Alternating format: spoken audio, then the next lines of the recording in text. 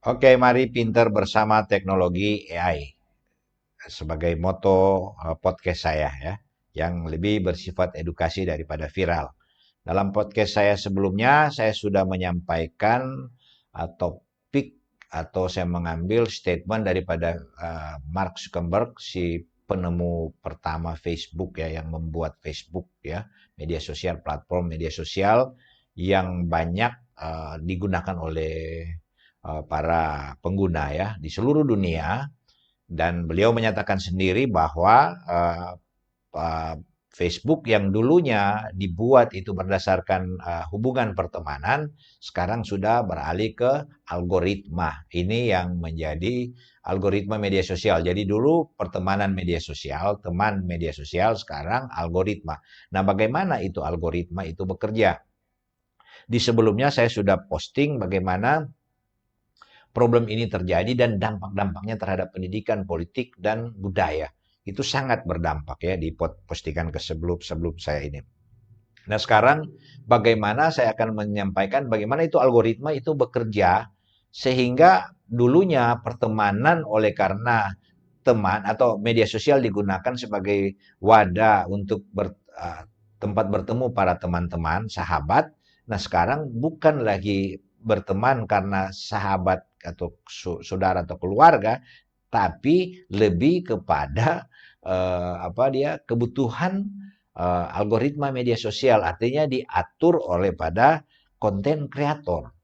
Nah, konten kreator ini yang membuat kontennya dan diatur oleh algoritma sehingga teman media sosial menjadi algoritma media sosial.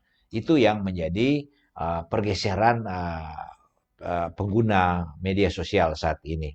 Sehingga dampak-dampaknya itu sudah sangat terasa dan berbahaya jika itu tidak diantisipasi. Tapi oke, itu sudah saya bahas di podcast saya sebelumnya. Sekarang ini bagaimana itu algoritma bekerja, itu mari kita lihat ya. Oke, ini dia algoritma itu bekerja. Kalau saya buka ya. Oke, jadi ini cara kerja dan nama algoritma di media sosial. Itu algoritma di balik feed, rekomendasi, dan konten viral ya. Jadi media sosial sudah bukan lagi teman, tetapi sudah berteman oleh karena media sosial digunakan sebagai tempat berteman dengan teman-teman yang kita tahu, lebih dominan seperti itu. Sekarang diatur oleh algoritma pertemanan ini. Jadi ya kita tidak saling mengenal dan lain sebagainya, tapi saya suka dengan berita yang Anda buat para konten kreator, maka itu yang diatur oleh algoritma itulah. Nah, sekarang algoritma itu bekerja bagaimana? Ini yang saya akan sampaikan ya. Cara kerja algoritma media sosial. Satu, pertama dia kumpulkan data perilaku pengguna. Apa yang dikumpulkan itu pada saat kita like, share, komen. Itu satu dia sudah catat itu. Algoritma ini akan merekord itu ya. Kemudian waktu yang Anda habiskan menonton konten. Jadi waktu menonton itu berapa lama pada satu konten yang bagaimana. Itu dia rekord ya. Hobi saya tenis, hobi saya tinju, lihat tinju itu atau MMA itu saya hobi. Kemudian saya juga hobi yang lawak-lawak yang lucu-lucu. Nah, itu yang saya nonton waktu saya banyak di situ, itu algoritma ini akan mencatat. Kemudian topik ya topik tadi sudah dicari dan diikuti, yang saya cari dan diikuti. Itu semua terrekord dengan algoritma. Nanti nama algoritma cara kerjanya saya jelaskan sebentar sedikit.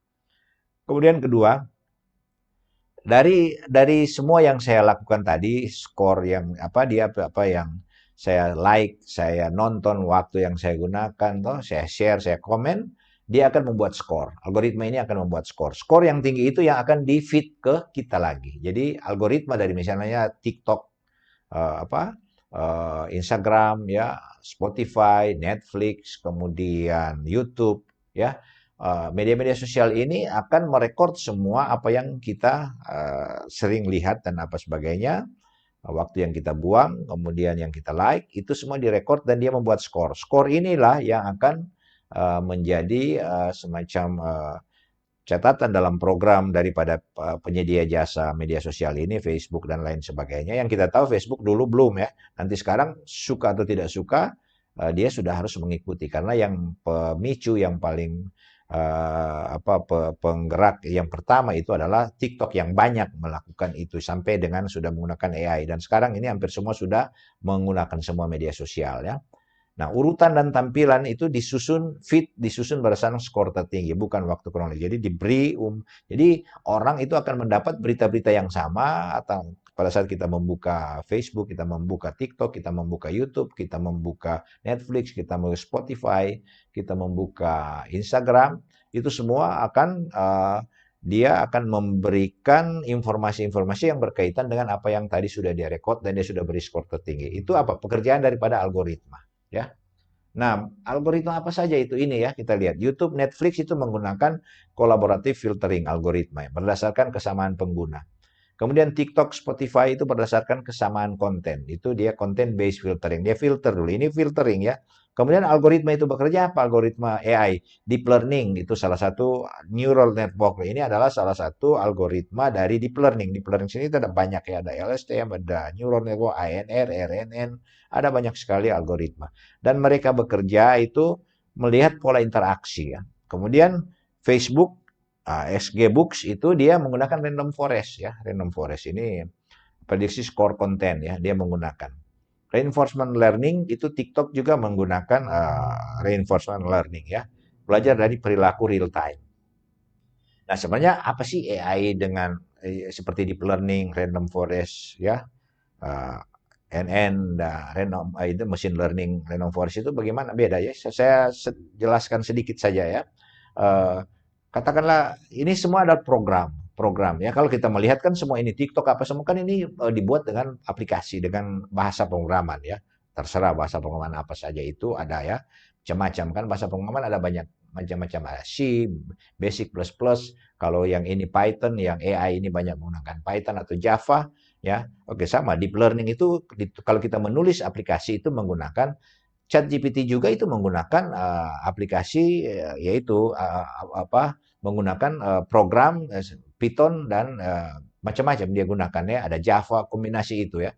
Nah, di dalamnya dia bisa menggunakan aplikasi program AI ya. Kalau kita tahu program, misalnya saya gunakan dulu kan masih zaman dulu kita menggunakan Fortran. Kalau di teknik itu Fortran Basic ya, C++, base Visual Basic lah, macam-macam. Kalau di ekonomi ada macam-macam ya. Sekarang program-program seperti itu kok apa beda dengan AI? Ya sudah, misalnya contoh saya bikin sederhana ya, saya bikin program biasa ya. Misalnya kita menghitung luas ya. A, misalnya alas sama dengan 1, luas segitiga. Alas sama dengan 1, tinggi sama dengan 2. Maka luas segitiga sama dengan alas kali tinggi per 2. Kita tulis seperti itu, rumusnya seperti itu. Ya sudah, nanti run. Kita run, keluar luas segitiga dapat. Nah, kalau AI bagaimana? Nah, kelebihan daripada AI ini, jadi misalnya kita hanya menulis A sama dengan 1, B sama dengan 2, dan luas segitiga ini, itu kita bisa memprediksi berbagai model alas dan tinggi gitu ya.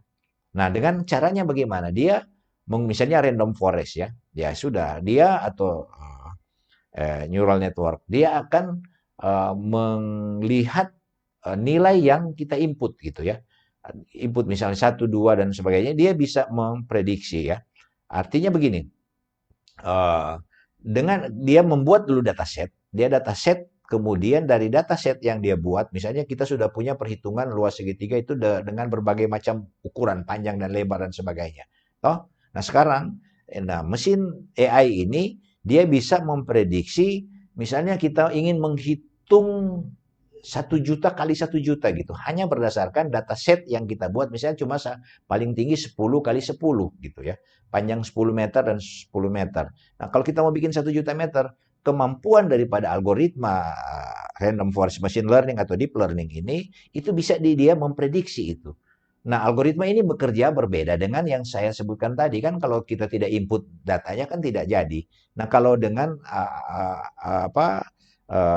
AI ini itu perbedaan. Dia bisa memprediksi, biasanya deep learning dengan dengan machine learning dia memprediksi dari dataset yang ada. Kalau generatif AI itu atau LLM itu biasanya dari text to text, text to voice itu semua juga ya dia mengenali, kemudian dia mengkonversi atau misalnya text to voice ya, atau ya text to voice dari kata dia merubah ke voice. Nah, itu algoritma yang kita gunakan, yang digunakan itu dia bisa merubah dari hanya kita menulis saya makan itu algoritma ini akan bekerja dan merubah. Kan tidak bisa dengan program yang biasa ya.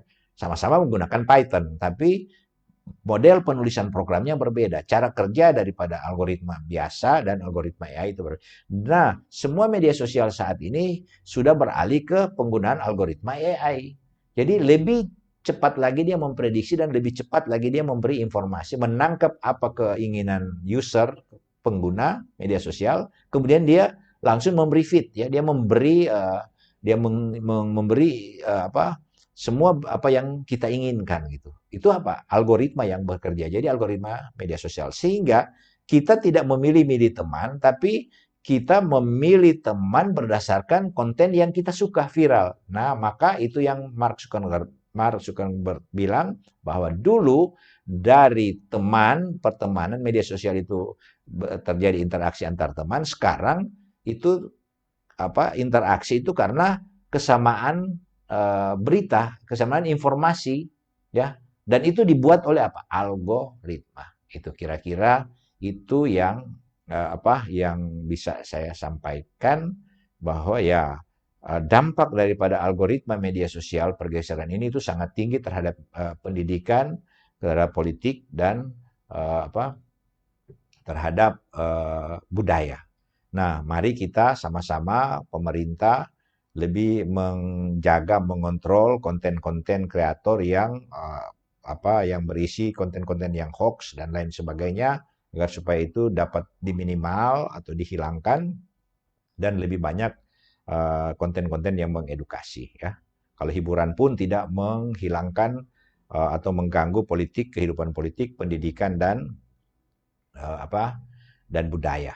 Ya, saya kira ini karena Indonesia masih banyak digital divided itu masih tinggi ya, sehingga diharapkan itu bisa tereliminir bisa terseleksi dengan baik. Saya kira ini yang bisa saya sampaikan. Sampai ketemu lagi di podcast saya yang lain. Sekian dan terima kasih.